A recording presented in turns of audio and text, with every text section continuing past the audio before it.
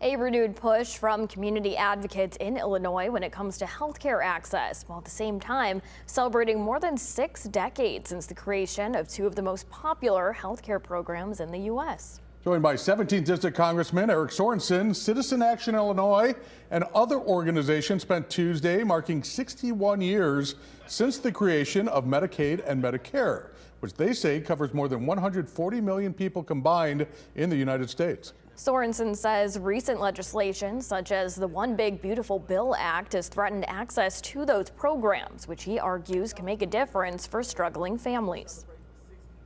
We need to go forward after the election and make sure that we restore the Medicaid cuts, that we connect people to good quality health care that they can afford, because it means dignity for seniors.